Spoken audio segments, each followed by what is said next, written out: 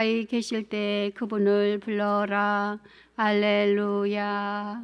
주님께서 여러분과 함께 또한 사제의 영과 함께 마테오가 전한 거룩한 복음입니다. 주님 영광 받으소서. 그때 예수님께서 제자들에게 말씀하셨다. 나에게 주님, 주님 한다고 모두 하늘나라에 들어가는 것이 아니다. 하늘에 계신 내 아버지의 뜻을 실행하는 이라야 들어간다. 그러므로 나의 이 말을 듣고 실행하는 이는 모두 자기 집을 반석 위에 지은 슬기로운 사람과 같을 것이다. 비가 내려 강물이 밀려오고 바람이 불어 그 집에 들이쳤지만 무너지지 않았다. 반석 위에 세워졌기 때문이다. 그러나 나의 이 말을 듣고 실행하지 않는 자는 모두 자기 집을 모래 위에 지은 어리석은 사람과 같다. 비가 내려 강물이 밀려오고 바람이 불어 그 집에 휘몰아치자 무너져 버렸다. 완전히 무너지고 말았다. 주님의 말씀입니다. 그리스도님 참여합니다. 평화를 빕니다. 평화를 빕니다. 사람들이 그림을 그리면 지붕을 먼저 이렇게 그리죠. 그다음 벽을 그리고 밑에 이제 기초 같은 그런 걸 그리고 그다음에 대문도 그리고 창문도 그리고 이렇게 그리지 않습니까? 근데 어떤 사람이 이제 교도소에서 오랫동안 복역을 하는데 같은 죄수로 잡혀온 사람이 목수일을 했던 사람인 겁니다. 집 짓는 일을. 그래서 잠시 뭐 한 30분 정도 마당 앞에 가서 햇볕을 쬐고 이렇게 걷게 하는 시간들이 매일 있는데 좀 추운 날이니까 걷기보다 이제 양지바른 빛을 받으면서 쭈구리가 앉아 있는데 나뭇가지로 이렇게 땅바닥에 그림을 그리더라는 거예요. 그래서 뭐 집 그리는가 보다 싶었는데 약간 다른 게 밑에서부터 기초를 그리고 그다음 벽을 쌓고 그다음 이렇게 지붕을 얹고 창문과 문을 그리더라는 거예요. 특이하다 싶어서 자네 사회에서 뭐 했나 그러니까 집 짓는 일을 했습니다. 그러더라고요. 우리는 집을 그릴 때 정말 터무니없이 지붕부터 얹으려고 하는데 진짜 집은 기초부터 그리고 튼튼한 집은 땅을 파서 거기다가 든든한 구조물을 세우고 그 위에다가 건축물을 짓는다. 그리고 그 땅을 파는 일은 무엇이냐? 자기 반성과 겸손이다. 그거 없이 내가 사회에서 아무리 성공을 하고 출세를 하고 지금은 어른이 되고 성숙했다라고 얘기하더라도 어떤 여러 가지 외부의 사람이 조금만 건드려도 그리고 조금만 시련이 와도 조금만 몸이 아파도 다 무너지고 마는구나. 고해성사는 천주교 신자들만 하는 거죠. 그래도 천주교 신자 아닌 세상 사람들도 고해성사 하고 싶어 합니다. 그리고 옛날에 고백성사라고 했을 때 야 우리도 다 같이 고백성사하고 다시 새롭게 시작하자 이런 얘기들을 TV 언론에서나 뭐 특히 정치인들 그런 얘기 많이 합니다. 하나의 대명사가 된 거죠. 자기 반성의 대명사가 고해성사, 고백성사인 겁니다. 명동성당에 이렇게 수도회들이 번갈아 가면서 월화수목금토일 번갈아 가면서 그 고해성사를 주로 갑니다. 한 오후 2시부터 4시나 한 5시까지 가 있으면 가끔씩 그 성호경을 안 끊는 사람이 있습니다. 고백한 지 얼마 됩니다. 이 얘기도 안 하고 고해성사를 어떻게 봐야 될지 순서를 모르는 사람들이 들어오거든요. 그럼 제가 물어봅니다. 세례 받으셨습니까? 그러면 안 받았다는 거다. 어떻게 오셨어요? 천주교에서는 성당에서는 고해성사라는 게 있다 그러던데 그거를 꼭 한번 해보고 싶어서 왔습니다. 제가 죄가 너무 많은데 어디 가서 이 얘기를 해야 될지 너무 걱정스럽고 혼자서는 너무 막막해서 답답해 죽을 것 같아서 왔습니다.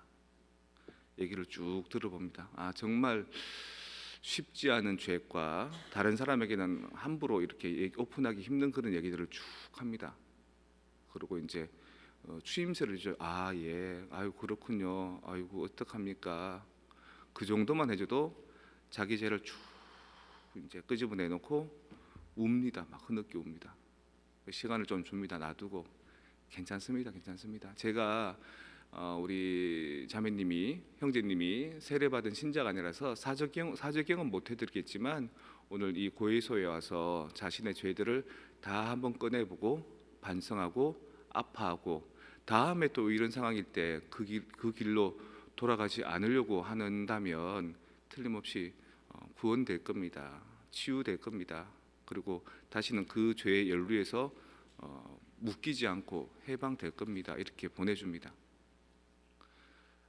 하느님의 보이지 않는 은총을 확인할 수 있는, 하느님의 보이지 않는 사랑을, 용서를 확인할 수 있는 게 고해 성사 아닙니까?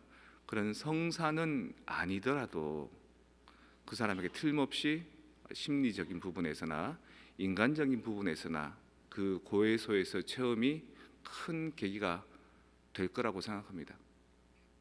제 조카놈 세례받지 않았거든요.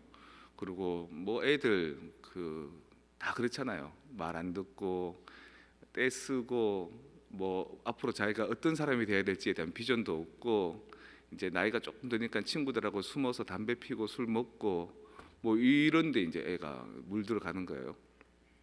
제가 데리고 갔죠.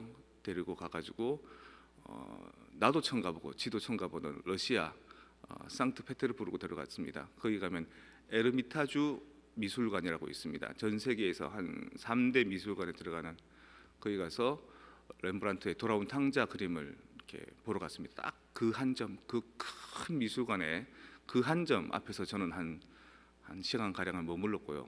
조카도 제 주변에서 어슬렁어슬렁 제대로 눈여겨 보지 않는 듯한 그런 시선으로 그리고 돌아왔습니다.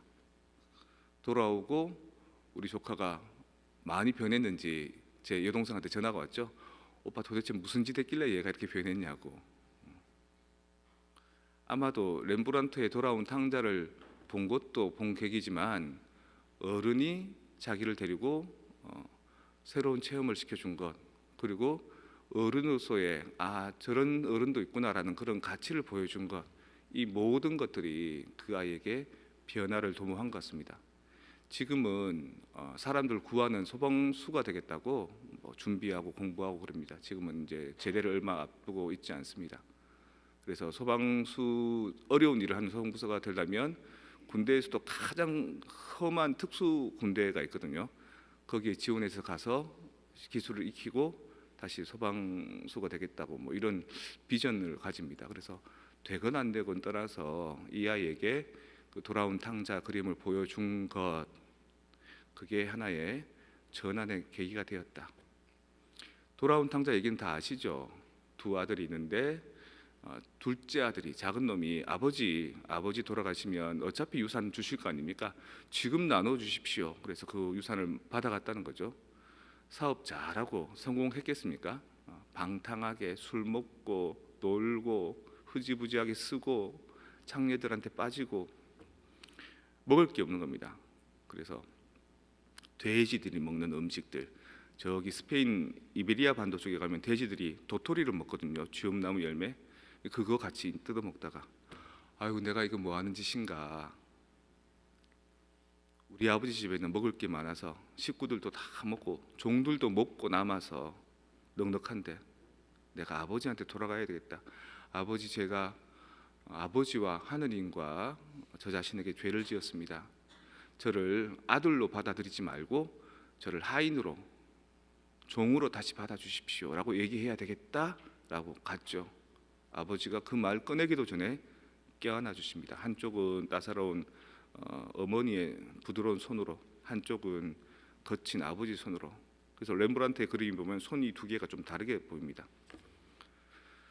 그리고 가락지를 끼워주고 좋은 옷을 입혀주고 살찐 짐승을 잡아주고 죽었던 내 아들이 다시 돌아왔다. 잔치를 베풀자라고 얘기하시는 겁니다. 여러분들도 그렇게 될 겁니다. 여러분이 내가 하느님한테 가서 고해소에 가서 내 삶을 용서받아야 되겠다.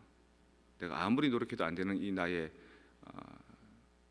악습들, 또 약속해놓고 다시 지키지 못한 그런 잘못된 반복들, 그리고 내 자존심이 제일 중요해서 누구한테 한 소리 들으면 그게 고가워서 내내 분노하는 그런 옹졸한 마음들, 그리고 살다 보면 놓치고 실수했던 많은 것들, 그걸 털어놓고 새로운 시간과 새로운 에너지와 새로운 힘을 얻어가야 되겠다라고 마음먹는 그 결심만으로도 그리고 그 결심을 이제 고백하려고 하는 그 무릎 꿇는 것만으로도 주님께서는 이미 여러분을 어머니의 따사로운 손길과 아버지의 따사로운 손길로 품어 주실 거고, 내 조카가 신앙인은 아니지만 명동성당에서 그 사람이 신앙인은 아니지만 삶의 전환 포인트가 되었던 것처럼 오늘의 판공송사도 여러분에게 그러할 것이다라는 믿음으로 이 고해성사, 이 판공송사 충실하게 임해 주시기를 부탁드립니다.